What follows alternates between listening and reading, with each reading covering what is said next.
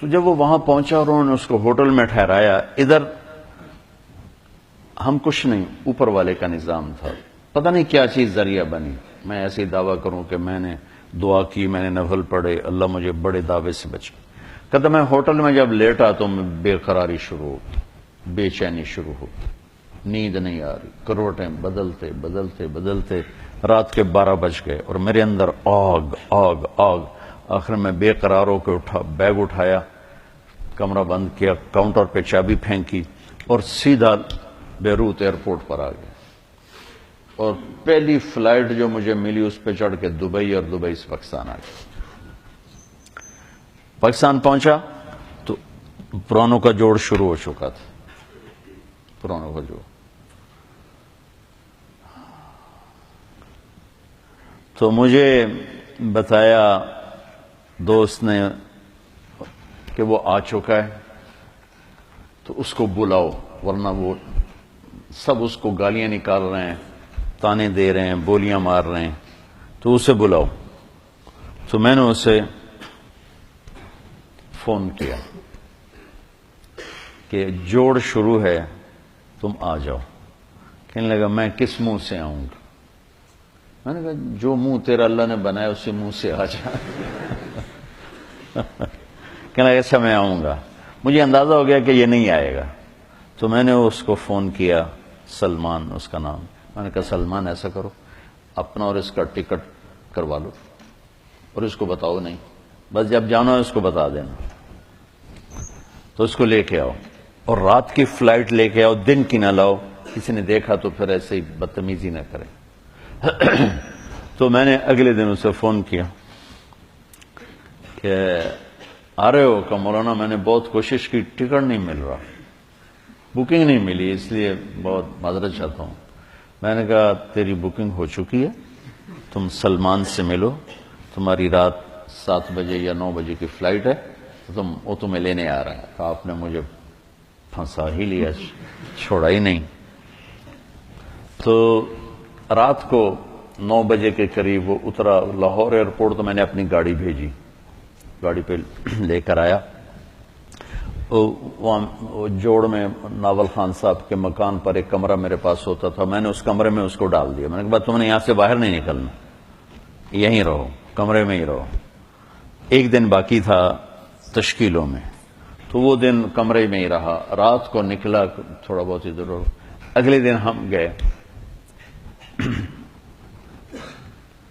سیالکوٹ، تو بہت اس کا اکرام کیا، ہنسا کھیلا، کوئی تبلیغ کی بات نہیں کی، کوئی یہ نہیں کہا شیو کیوں کرا دی، 3 چلے تم نے ضائع کر دیے، تبلیغ کو بدنام کر دیا۔ ایک یہ رخ ہوتا ہے، ایک ہوتا ہے کہ وہ نشہ پلا کے گرانا تو سب کو آتا ہے، مزہ تو تب ہے کہ گرتے کو تھام لے ساقی۔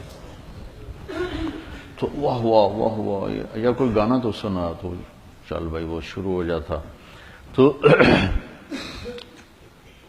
5ویں دن جب ہم واپس آ رہے تھے تو وہ میری گاڑی وہ چلا رہا تھا، کہنے لگا مولانا آپ نے مجھے دوبارہ پھنسا لیا، مجھے باندھ دیا آپ نے، کہا اب میری پکی توبہ ہے۔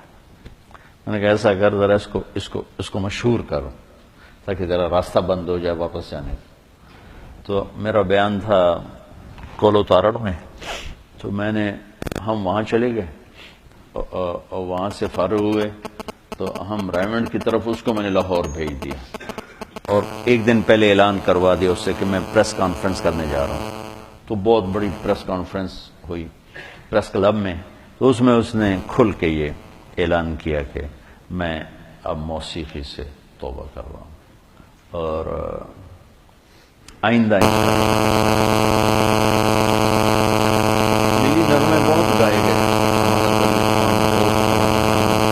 اس نے بڑے زبردست ملی نغمے گائے، لیکن دل پاکستان کی جو مقبولیت ہوئی اس شخص کی زبان سے، آج تک کوئی ملی نغمہ اس کو نہیں پہنچ سکا۔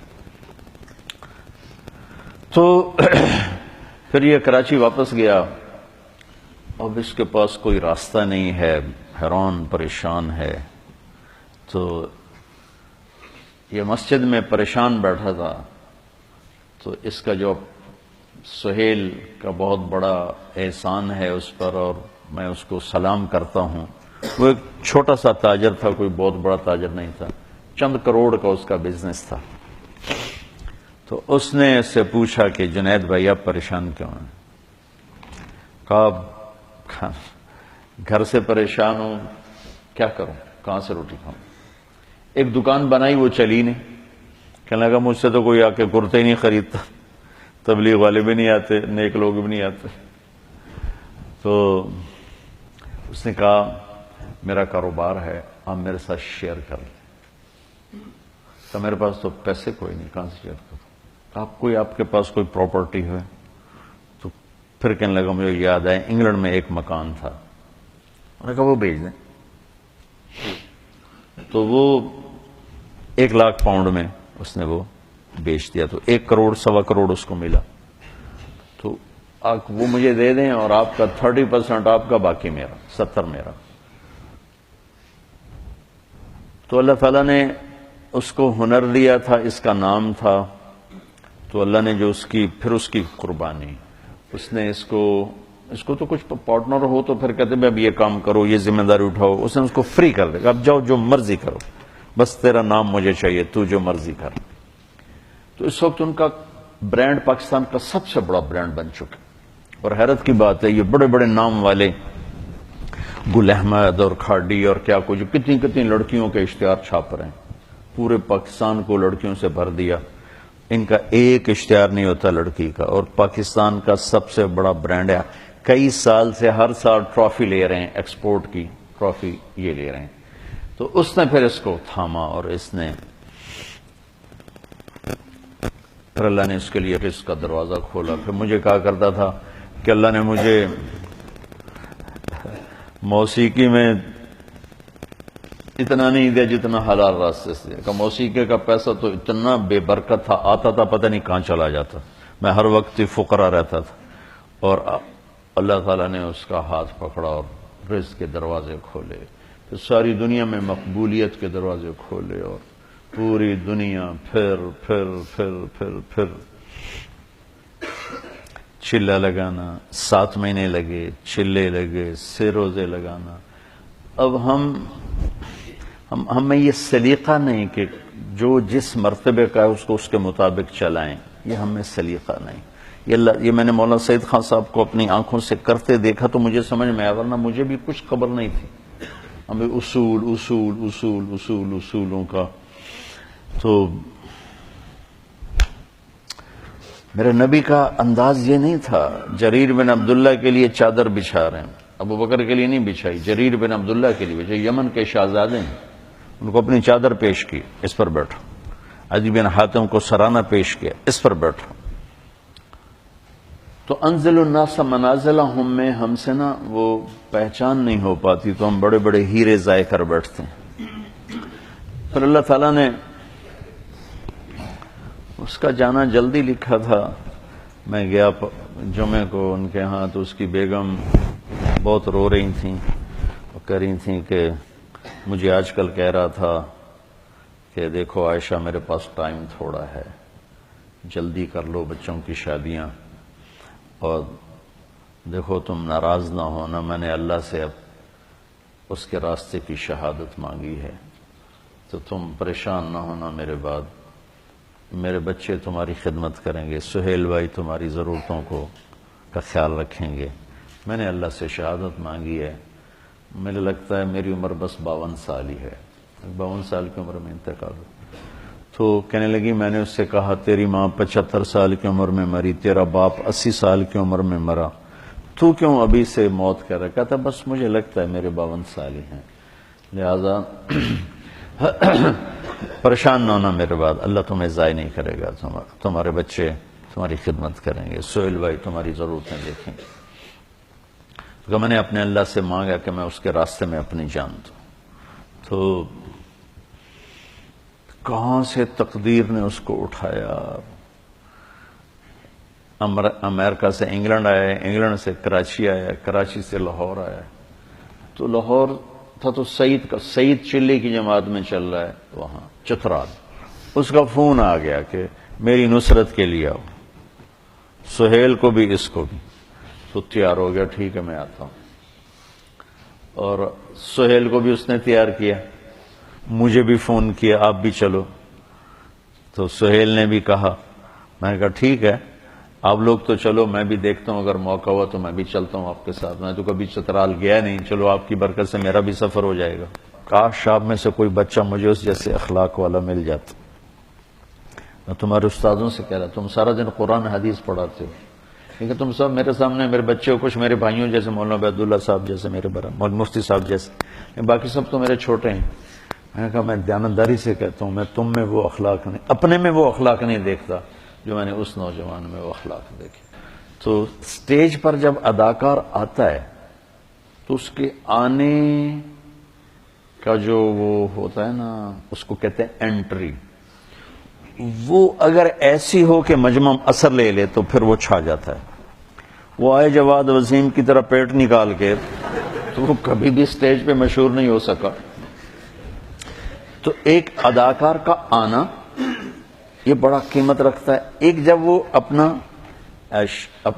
پروگرام یا اپنا حصہ ختم کر کے جب نکلتا ہے پیچھے، ایک وہ بیچ میں کچا پکا بھی ہو جائے تو کوئی فرق نہیں پڑتا، لیکن اس کا آنا بھی ہونا چاہیے گرم جوشی کا، اور جانا بھی ہونا چاہیے گرم جوشی کا، تو پھر بیچ کا جو کچا تاثر ہے یا تھوڑا جو ڈاؤن ہوتا ہے وہ لوگ بھول جاتے ہیں۔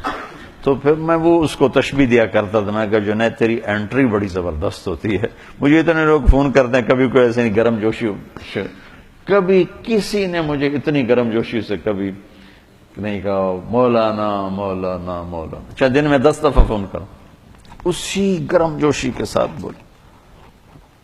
یہ میرے والد مرحوم میں عادت تھی کہ وہ جس کو ملتے تھے آؤ جی ایسے کر کے ملتے، تو لوگ ساری زندگی یاد رکھتے تھے۔ وہ پہلی انٹری ایسی ڈالتے تھے، حالانکہ وہ بڑے غصے والے تھے، لیکن پہلی انٹری ایسے آؤ جی آؤ جی آؤ جی، تو وہ لوگ ساری زندگی یاد رکھتے۔ اب مجھ سے وہ ہوتا ہی نہیں ہے۔ ایک دفعہ ہمارا نائی، میں نے شاید پہلے بھی سنایا آپ کو، عبدالشکور مرحوم فوت ہو گیا، مجھ سے کہنے لگا مولانا صاحب توڑے دیرے آمن دی کوئی چس کوئی نہیں، آپ کے دیرے آنے کا کوئی مزہ کوئی نہیں۔ میں کہا کیوں؟ اچھا میں نے اس کو گھر بنوا کے دیا، اس کا سارا خرچہ میرے ذمے، اس کے بچوں کا، اس کی بیگم کا، اس کی بیماری کا، بچوں کی شادی کا، بچیوں کی شادی کا، سارا خرچہ میرے ذمے، سال کی گندم سارا میرے ذمے۔ میرے باپ نے ایسا کبھی نہیں کیا تھا، شاید کبھی 5-10 روپے دیتے ہوں میں نے اس توتے کے، اور یہ سارا کچھ میں کر رہا ہوں، اور اب اس کے مرنے کے بعد بھی اس کا وظیفہ اسی طرح چل رہا ہے، میں نے اس کو بند نہیں کیا۔ لیکن گرم جوشی اور ٹھنڈے پن کا کتنا اثر ہوتا ہے۔ کہنے لگا مولانا صاحب توڑے دیرے آمن دی چس کوئی۔ میں کیوں؟ کہ جب میاں صاحب ہوندے یعنی میرے والد، تو جو ہی میں گیٹ پہ آتا تو دور سے کہتے آؤ بھائی عبدالشکور آ گیا، اتنا دے ہاتھ ہوندے آؤ بھائی عبدالشکور آ گیا، او بشیر آ 2 بندیاں دی روٹی لے آ، کھاتا زیادہ تھا تو کہ 2 بندیاں دی روٹی لے آ، تو اس کو 2 کی بجائے، میرے باپ کا پروٹوکول کیا تھا 2 کی بجائے 4 روٹیاں، اور ایک آؤ بھائی آؤ بھائی، میں یہ نہیں کر سکتا، ٹھیک ہے۔ اور میں نے کیا کیا میں نے آپ کو بتا دیا ہے۔ اب وہ سارا اس نے 0 کر دیا، اور میرے باپ کا یوں ملنا اس نے 100 کر دیا، اور کہنے لگا تواڈے کول آویدا ملن واسطے منہ تواڈا ایدے ہوندا مسافر تسی ایدے کر دیو، تانوں کی ملنا۔ اس کو یہ دیکھو میری ساری خدمت اس نے کیسے 0 کر دی۔ یہ توجہ فرمانی ہوتا، توجہ کہاں سے ہے؟ وجہ، چہرہ میری طرف کرو، چہرہ توجہ اپنے چہرے کو میری، اس لیے تو میرے نبی اذا التفت التفت جميعا، یوں نہیں کرتے تھے، یوں نہیں کرتے، یوں کرتے تھے پورا، اور یوں ہوتے تھے پورا، ایسے نہیں ہوتا تھا۔ کہ یہ اتنا اثر ڈالتا ہے کہ میری اتنی خدمات اس نے ایسے کر دی، اور صرف میرے باپ کا یوں کرنا اس نے 100 کر دی۔ یہ جنید میں صفت تھی، کوئی انکار نہیں، ہر وقت بشاشت، کروڑوں روپے کماتا تھا اور 1 روپے کی زکوٰۃ فرض نہیں، ایسے دیتا تھا، ایسے دیتا، ایسے ایسے۔ ہر وقت اس کی جیب سے ایسے نکلتے تھے اور اپنی بیگم سے کہا ابھی کہ دیکھو مجھے لگتا ہے میرا وقت قریب آ چکا ہے، تو میرے بعد ہاتھ نہ روکنا، اللہ کے واسطے خرچ کرتے رہنا، ہاتھ نہ روکنا۔ تو بچوں بڑا صدمہ دے کر گیا ہے۔ میں کہہ رہا تھا ایک شعر ہے بڑا پرانا گھسا پٹا سا، ہر کوئی اپنے مردے پر فٹ کر دیتا ہے، لیکن مجھے پہلی دفعہ یہ شعر بڑا وزنی نظر آیا اور بڑا بھرپور نظر آیا، اور اس شعر کا اگر کوئی مصداق ہے میری اس زندگی میں تو وہ جنید بنا ہے۔ بچھڑا کچھ اس صدا سے کہ رت ہی بدل گئی، وہ ایک شخص سارے شہر کو ویران کر گیا۔ میں اس پر فٹا تھا، میں نے اور کسی شخصیت پر ایسا ماتم نہیں دیکھا، ایسا رونا دھونا نہیں دیکھا۔ میرے عزیزو دیکھو، میں تمہارا استاد تو کوئی نہیں ہوں، کیونکہ میرا پڑھانا تو ہوتا نہیں، تمہارے استاد بیٹھے، ہمیں سبب ہوں اس سارے، اللہ نے مجھے سبب بنایا آپ بچوں کے جمع ہونے کا، یہ ایک سسٹم کا۔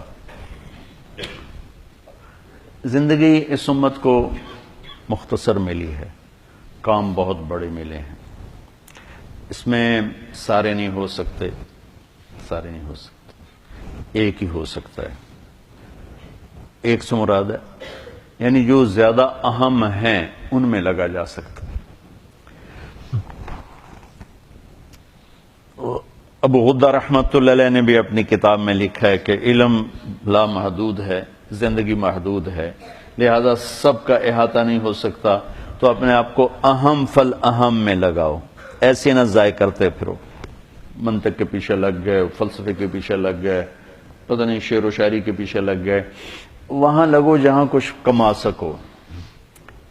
آپ میری سب سے قیمتی متاع ہو، میرا اپنی معیشت پہ کوئی محنت نہیں، اس لیے میرا اس سے کوئی تعلق نہیں بن سکا، گھر میں میرا رہنا واجبی سا، میری محنت جو بھی ہے ٹوٹی پھوٹی محنت کا لفظ تو کہنا ہی توہین ہے، جو بھی گزری آوارہ گردی گزری، اب جیسے بھی گزری جوتیاں چٹ کھاتے گزری، تو اب لوگ نا میرا سرمایہ ہو، اور جب آدمی کے پاس سرمایہ تھوڑا ہو نا تو وہ چاہتا ہے کسی اچھے کاروبار میں لگے تاکہ پروفٹ زیادہ ہو۔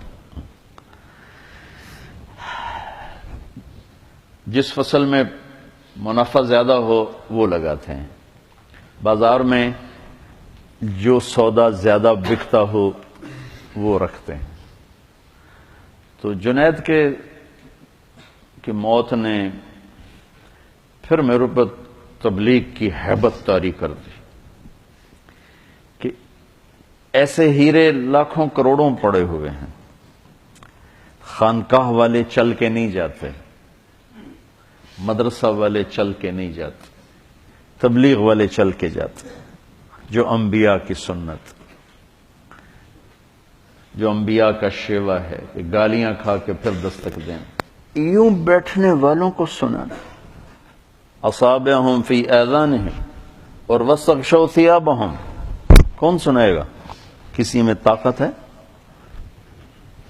اللہ کے بندے نوح علیہ السلام نے 950 سال ایسی قوم کو سنایا، تو اللہ نے تحفہ کیا دیا؟ کل عالمین کو چھوڑ کر آپ کو سلام پیش کرتا ہے آپ کا رب۔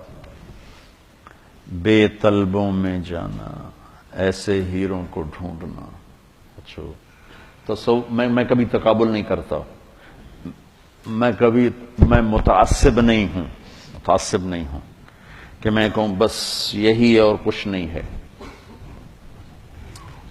جہاں سے ایک آدمی کو بھی فائدہ ہو رہا ہے اس کو بھی سلام کرتا۔ تمام دین کی محنتوں کی میرے دل میں عظمت ہے، قیمت ہے، مجھے کسی ایک کو اختیار کرنا ہے تاکہ مجھے بھی فائدہ ہو، تو میں اس میں لگنا چاہتا ہوں جس کا نفع مجھے دنیا اور آخرت میں زیادہ ملے، چونکہ ٹائم بھی تھوڑا ہے، عمر بھی تھوڑی، اسباب بھی تھوڑے ہیں، کام بے شمار ہیں۔ تم خالی راستے سے پتھر ہٹانے پر بھی لگ جاؤ تو اللہ اس پر بھی بہت بڑی جنت عطا فرما دے۔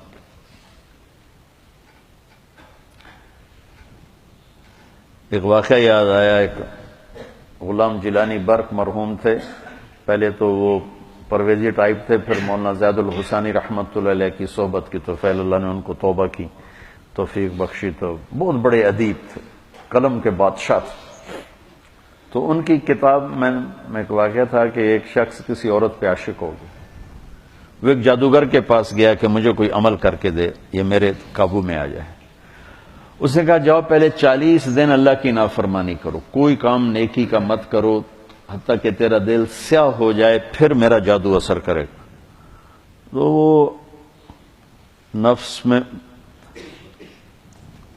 وہ کیا ہے، بیس العبد عبد ہون یضلہ، وہ ہے سب سے بڑا غلام، گندا غلام جو اس کو خواہش کھینچ رہی ہو۔ وہ کرتا رہا، 40 دن کے بعد اس نے آ کر کہا کہ میں نے کر دیا۔ اس نے عمل کیا، اثر نہیں ہوا۔ وہ کہنے لگا مجھے تو نہ خدا ہے ملا نہ وصال صنم، میرے ددوں میں گلنا گئی ہیں، تو میرے نال کی کیتا ہے؟ وہ کہنے لگا ادھر بیٹھ جا، سوچ 40 دن میں کوئی نیک کام کیا؟ کہنے لگا کوئی نہیں کیا۔ کہ میں نہیں مانتا، یہ ہو ہی نہیں سکتا۔ تو یہاں بیٹھ، سوچ کوئی 40 دن میں نیک کام کیا؟ وہ سوچتے سوچتے سوچتے کہنے لگا اور تو کچھ بھی یاد نہیں، جا رہا تھا راستے میں پتھر پڑا تھا، میں نے ایک طرف کر دیا کسی کو ٹھوکر نہ لگی۔ تو جادوگر کی ہائے نکلی کہ لعنت ہے تجھ پر کہ تو ایسے کریم رب کا نافرمان ہونا چاہتا ہے جس نے ایک چھوٹی سی نیکی پر تیرے ایمان کو سلامت رکھا۔ کہ میرا جادو چلتا ہی اس وقت جب ایمان رخصت ہو جائے، تو توبہ کر اور میں کلمہ پڑھتا ہوں۔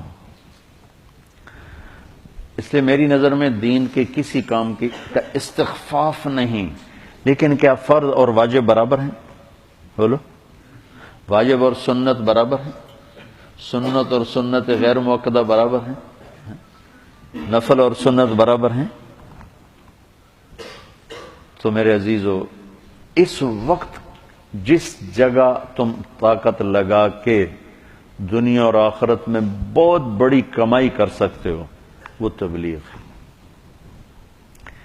اگر آپ دائیں بائیں کوئی ذکر میں چل پڑا، کوئی کتابیں لکھنے میں چل پڑا، یہ سارے میں سلام کرتا ہوں، واللہ میرے دل میں کسی کی کمی نہیں، یہ کلن علی خیر، کلن علی خیر۔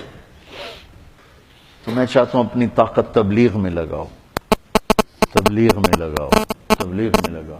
اور خاص طور پر یہ جو زمانہ تعلیم ہے، اس میں تو ہمارے اکابر طلبہ کو بیعت نہیں کرتے تھے، طلبہ کو ذکر نہیں دیتے تھے کہ تمہاری توجہ بٹ جائے گی۔